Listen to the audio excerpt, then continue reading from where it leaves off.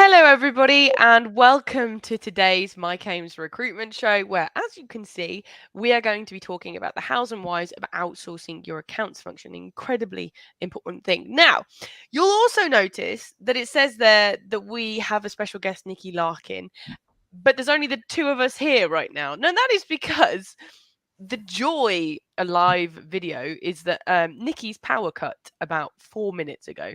So she is currently on her way to the office, which is quite close to where she is, and she will be on the show in a matter of moments. But in the meantime, Mike, we're gonna be filling in for Nikki until she can get here. Isn't that right? Yeah, well, we aren't going to just kill time.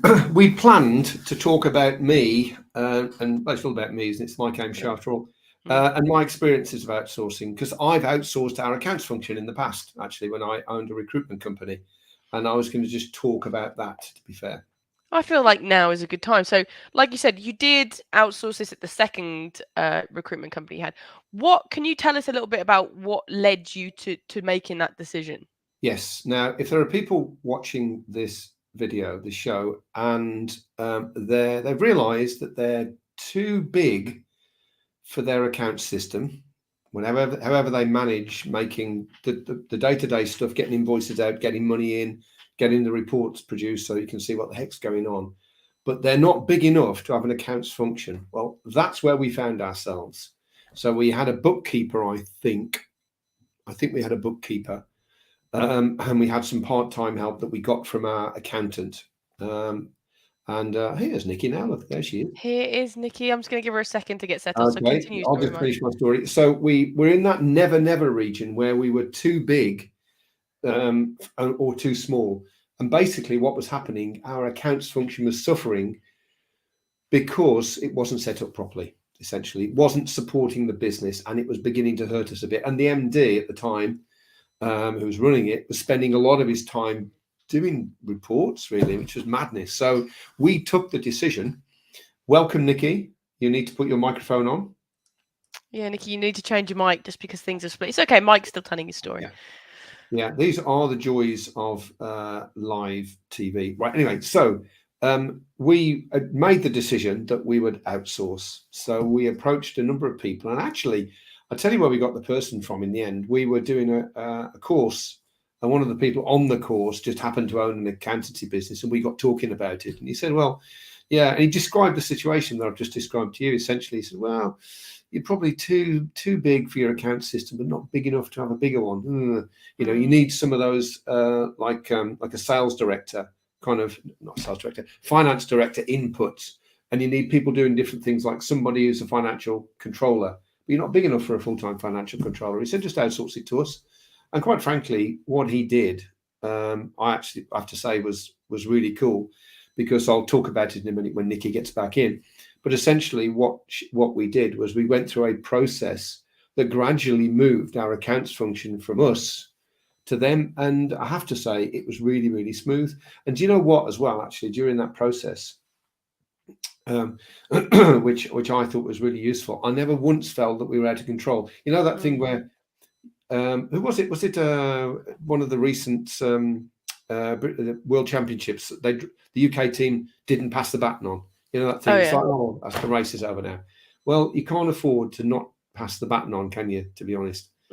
So we didn't have that at all. It was very smooth. It went across, and we ran it.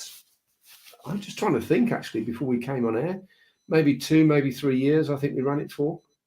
See, I think it's fascinating because I think there's a lot of business owners out there who are in that transformational stage of going from a small business, whether that's like a solopreneur, just you, or maybe you and 2 or 3 employees, and then they're not quite at the sort of medium side or large side of the SME market.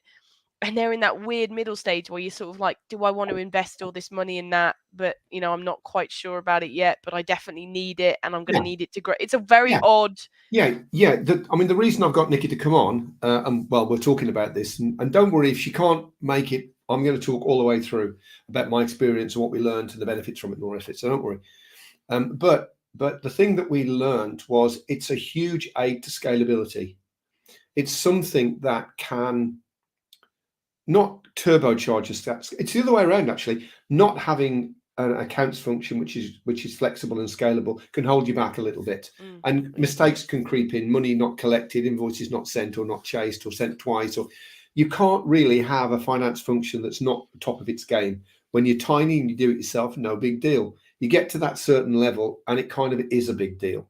Yeah. And I think that's the point at which you really want to outsource or consider outsourcing. And I honestly would recommend it to anybody that feels that their accounts function is just a little bit out of control and they're not even growing as big as they want to be. So on that, we actually can have the expert in. Hey! There she is. Hello, Nikki Larkin. Hello. So don't ever move to Upper Baston because you have unbelievable amount of electricity cuts. It's unbelievable. So I've hot-footed it to the office. You made excellent time. Excellent time to the office. Then my microphone didn't work because at home I use my microphone. So I've swapped over. I'm now on Sarah Jones's laptop. Sarah Jones, thank you. Well, let me tell you what we've been doing whilst you've been waiting for you there. I just hear some of it. I just shared my experience of outsourcing, which was very successful. We did it for a period of time that was right for us. And then when we were big enough, we took it back in-house is what we did. So, Perfect. Yeah, and that's exactly right. That's exactly how I recommend. What I always think is a good idea, if the people have the capability to do it themselves a little bit at the beginning, because then they realize how time consuming, etc. it is. So that then they appreciate it when they outsource. But if you don't have any expertise at all, and some people just don't like dealing with it. So, it's good to be using where you've got firms that do mix and match, it works really well. Okay. So on that, Nikki, when it comes to outsourcing, what exactly can you outsource when it comes to your accounts function? As much or as little as you like. So for example, we have some clients that have a pure sales and marketing department in the UK. So, that might have a parent company in America or somewhere. So they don't want to have an overhead burden of finance people, but they need to have local experts. So they will do, would raise the actual invoices, do all the bookkeeping, chase the debtors, post payments, make the payments, do absolutely everything is what you can do. Then you have quite a lot of people. They have a certain amount of people in-house that can do some stuff. So it's often quite good if you have got somebody, if you've got an ops admin or someone that can do put the invoices on or have that automated, use Dext or something to get invoices straight on. You don't want to be spending lots of money on the basics. And then, and then you can just help the client with those extra bits. So, it's as much or as little as you need, but, you can outsource from a finance department perspective, you can outsource any of it. That's so interesting because I always thought it was like an all or nothing type situation. So it's interesting to know that you could just do certain functions. And then I assume that if you are doing it and you get larger, you could either take things back in house or you could give more stuff out. It's a flexible thing. Indeed. So we have lots of clients where as they're growing, they start bringing in perhaps a management accountant or a financial controller, and then you sort of work with them and look at what is their skill set, and you decide between them which is the bits that they don't want to do, whether it's the payroll or the bank recs, and they do the fun bits that they want to do, and you just do it as a partnership. I'll just add something in here as well, which it's like a dream all coming back to me from those years, because it was about nearly 20 years ago we did it, I think. But there was two things. We had a bookkeeper. Now you mentioned that. We had someone, and that's what she did. She whacked on the invoices. We chased our own debt. We did that, but we got the debtors list from the outsourced company, so we knew who to check. Up to date. We dealt with that internally. But I tell you, the thing that made the biggest impact to us that we didn't even know that we didn't have was the person that we outsourced it to. He owned the business, but he then became our sort of unofficial pseudo finance director, really is the best way I could put it. And he because it was his world, he knew things and had ideas and thoughts we would never have dreamt of. And it was like we were getting a sliver of a finance director, which we couldn't have afforded. I presume that's part of this as well. Absolutely, because you can't afford a decent finance director, because believe me, there are people that call themselves finance directors and aren't. But a decent one, you'd be talking 6 figures or more. So most businesses can't afford to have a full-time one. So whether you have it as part of the outsourced finance department and have that expert knowledge from their team, or whether you would use one of, there's a lot of different part-time finance director services where you can like have a finance director 1 day a week or something, and that, you're right, it makes such a difference. But what you have to make sure, and that's what happens when you sometimes bring one in and have them full-time, you want them doing the stuff that is the value add, the forecasting, the advice, the strategy.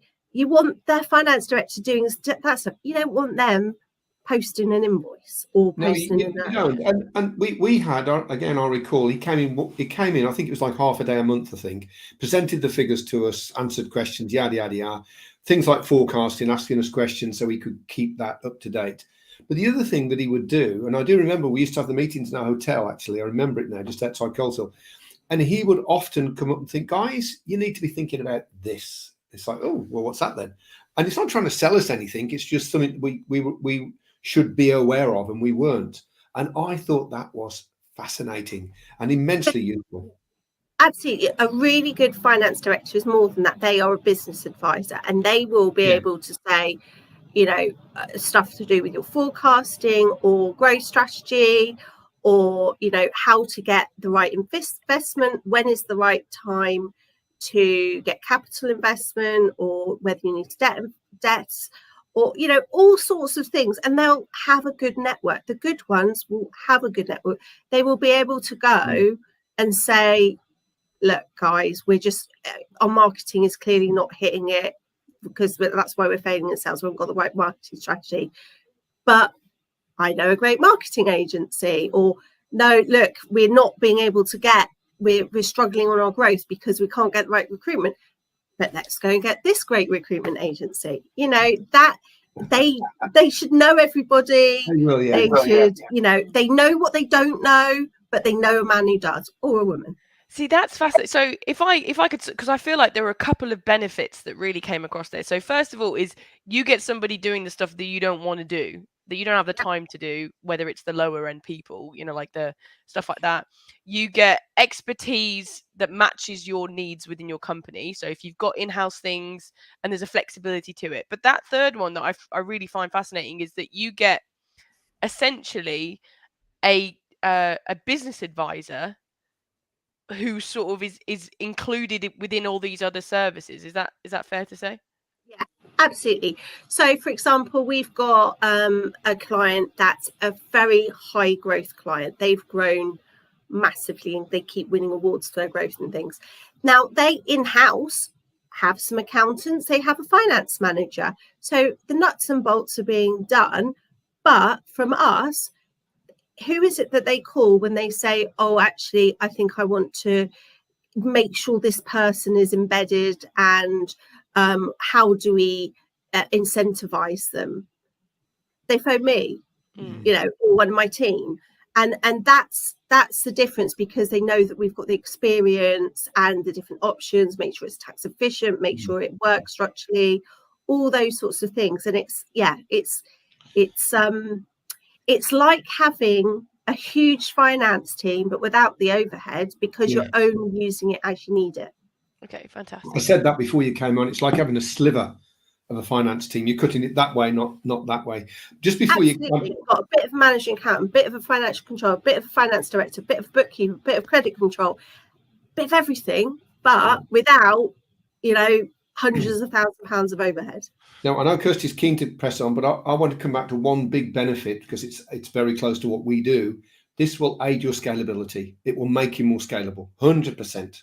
And I think that, if for no other reason, I would probably do it just for that reason, to be honest. Because if you're serious about growing, if you're serious about scaling, you need to be on top of your numbers, because what the hidden problem is with that is over trading. So it's doing the growth, but not then having the cash flow resources to be able to do that. And you need that control.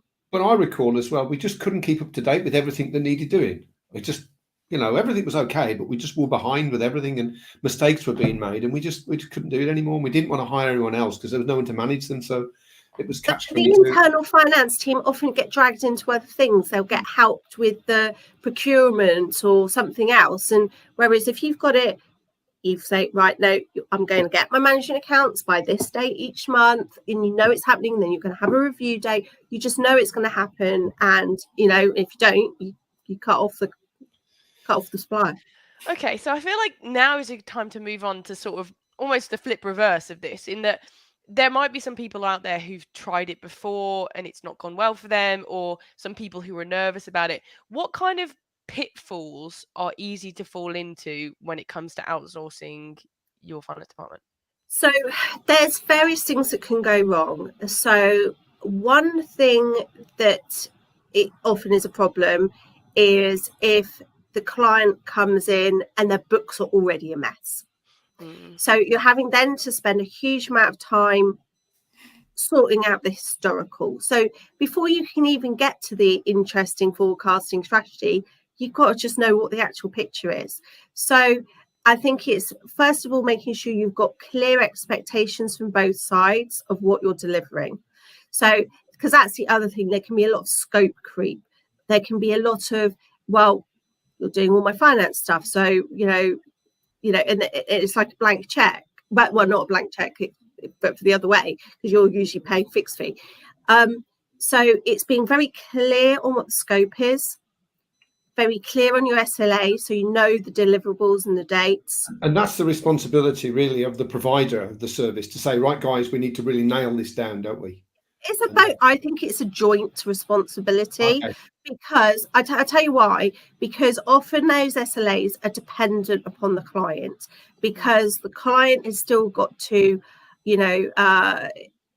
give you, there is still data that the client will have. So if they haven't provided certain data, it could even be as innocuous as the employees' timesheets or employees' expense forms or whatever else. If they're not delivering the information to you, or you keep on, that's often which can fall down. You're waiting for Expensify to be approved or whatever else. So you need to make sure that you've got SLAs from both sides. Well, when we used to do outsourcing in the IT world, so people would outsource systems for us to look after, or projects or whatever. And one of the things that one of our watchwords was, you should never outsource a problem, because you'll just make it worse. Right. So what you need to do is, in this case, you can either fix it yourself, which is fine, but that's going to be a struggle because you'd have fixed it already if you could have done, is to get your provider, select your provider and say, well, before we outsource, can you work with us to clean everything up, to make it what it needs to be, and then we can go to the next phase? Would you say that would be the way forward? Absolutely, project manage it. So for example, I was in the office yesterday with a new client. Their books were a bit of a pickle, and they'd got themselves behind. And so we've been very clear. We've given them, right, if you want us to bring it all up to date, this is what we need to do to be able to do it. If you want us to then do the ongoing service, so the regular monthly, this is what we do. But let's do project one first, because you don't know what other skeletons you're going to find. Yeah. And then you do your monthlies. Never outsource a problem, fix it first. Yeah. So sort of on that then, I guess that leads us quite nicely into people who are watching this. Like, we always like to be really practical. People who are watching this are thinking, it's something I want to do. I want to outsource my finance department. What sort of process is there, or what kind of things do they need to do to make sure that this in the process? Yeah, to make sure that this is actually going to work for them in the most cost-effective way? Okay. So I think various things. I think there's the selection of the provider.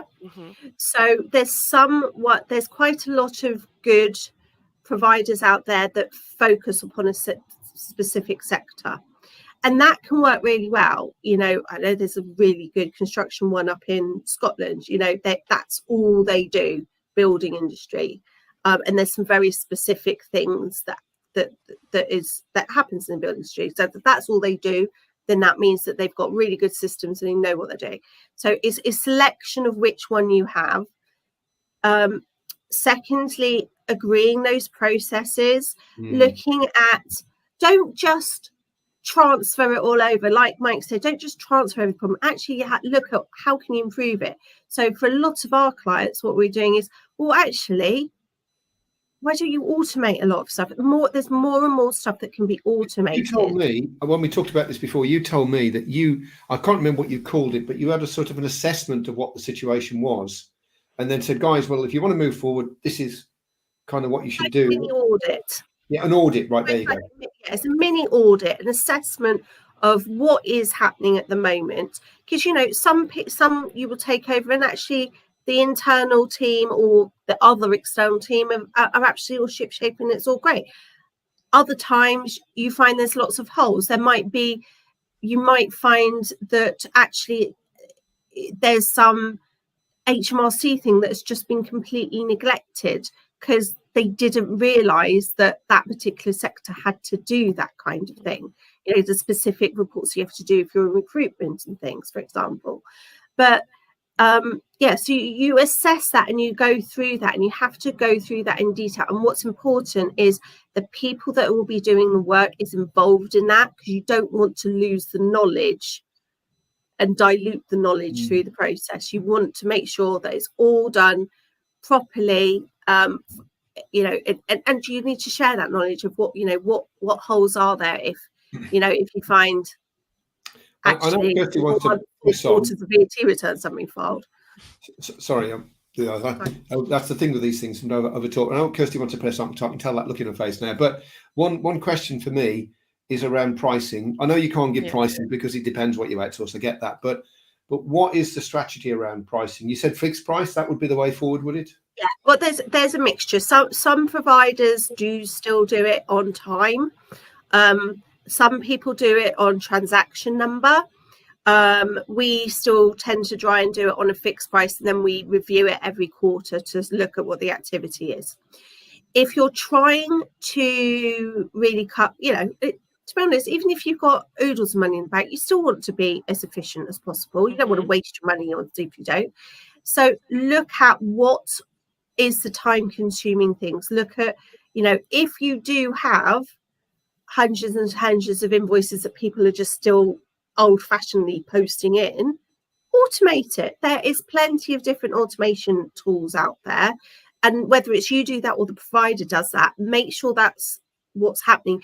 What you want to be doing is spending your money on expertise, not on you know, low level work. Move everything down to the lowest possible pay grade without sacrificing performance, as they say. So that's the one. Okay, Kirsty, over to you. Sorry. Yeah, okay. So I mean, I think this has been a fantastic show. And Nikki, considering you were stressed to begin with, I think you've handed us a lot of value. But in a second, I'm going to do a little bit of a summary. But first, I want to talk about who we've got next, what we're talking about next week. And Mike, if I am correct, we are going to be talking about how to boost your revenues by up to 900%. Now, anybody watching this is going to think the same thing as me. 900% is a big number, Michael. It certainly is. I'm not going to kind of spoil it, and you can read some of this in the promo for this, which will be going out either this afternoon or tomorrow. But essentially, there's a whole bunch of business that everybody could have, but most people just don't bother with. It's dead simple. And 900% is the absolute maximum. Now, you'll see the numbers, you'll understand where that came from. But actually, there's a big chunk of money that's just there for the taking if you want to approach it in the right way. And that's what we're going to do next week. Very handy if you're about to go into a recession, I reckon. I think particularly that's why we're doing it, of course. Yeah, it's weird, that, isn't it? Okay. Yes. So in a second, Nikki, I'm going to be coming to you and asking if somebody were to do one thing in order to start the outsourcing process, what should it be? So I'm going to give you a second to think whilst I sort of try and summarize what we've spoken about. So essentially, what you're doing when you're outsourcing your accounts is a very flexible way of managing your time so that you and your team not only make the most of your own time by doing the stuff that brings you business and makes your clients happy, but you're also potentially getting a business advisor, somebody who understands your industry, somebody who understands how you can save money, how you can grow quicker and more efficiently, with somebody who's going to be on your, essentially a business advisor who can help you to grow. Is that, and it's a very short summary, but is that about right? Perfect. And you make yourself more scalable. Broken record aims, you can call me that, but it's a scalability tool as well as everything else. The one thing that you can do is do a gap analysis. See where you are now, where do you want to be, what is the gaps, which of those need to be fitted in internally and which you can outsource. I Cool. love And that. presumably your chosen partner could help you do that, I would presume. Yeah, if you want to do it as a joint thing, absolutely. Yeah, from Fantastic. I speaking think, as a business owner, I would definitely do that as a joint thing, 100%. Yeah.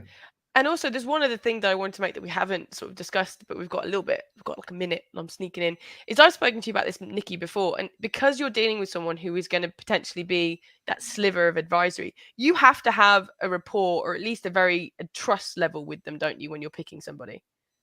Yeah, it's a mixture of, it's got to be someone that you want to talk to. So you need to have someone that you have got a rapport with, who you trust. So that's so important. And, you know, that's what often when we take on clients, we match the accountant to the client from a personality profile more than sometimes. I've got some of this. I used to know the senior partner of Ernst & Young in Birmingham, right? And Ronnie Bowker is no longer with us, God rest his soul. But I went out with him once and I asked him what makes a really good accountant. He said, somebody you'd find an interesting dinner guest. And I just think I love that. It's someone who you'd think, yeah, you know what? They're good at what they do. Actually, I could spend a bit of time with them, because that makes the whole thing a lot easier then, doesn't it? Yes, I definitely agree with you on Don't that. want to hide your problems from your trusted partner. That is true. That is true. Never hide anything. So, Mike, I think we are about summarized up. Now, what would you suggest people do if they're looking to learn more from Nikki? Okay, I mean, I presume, as usual, Nikki, if anybody, I have permission to say this on her behalf, because no one's allowed to sell on this show, obviously. No. But if you want to learn a little bit more, and no commitment from you, no, there's no expectation or anything. But if you want to learn a little bit more and ask a few more detailed questions around costs or approach, or to see some examples or whatever, then the best way, I think, is to connect with Nikki on LinkedIn.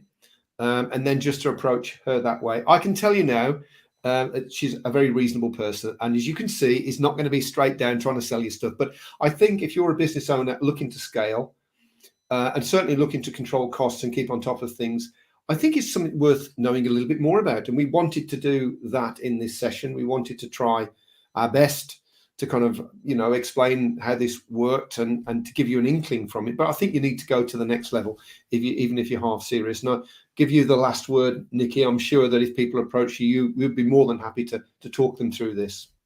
Yeah, very, very happy to have a chat. And don't worry, I'm not going to sell to you either. I'm very happy to have a general chat. I'm also part of the Accountants Growth Club. So I, even if it might be a sector or a business that's not necessarily the most appropriate for us to look after, I will definitely know someone else that can help you too. So, just plug into my network and we'll sort you out. Proof that a good accountant has a great network there. Fantastic. Thank you so much, Nikki. Really, really appreciate you. With a little bit of trouble at the beginning with the old electricity cut, we really, really appreciate you kind of making it on the show. I know you've added a lot of value, so thank you very much, Nikki. Thank you. Yes, today. Appreciate it very much so, because that was some dash, wasn't it, from your home to the office? So I'm really hoping I didn't go past any speed cameras. Send them in, and we'll pay. We pay weekly, very weekly. It's a classic. It's a classic. And thank you, Mike, for just being fabulous, really. Okay, and thank you, Vico. So we'll thank everyone, shall we? And we'll see you all next week when we're talking about 900%. There you go. I'll see you then, guys. Bye.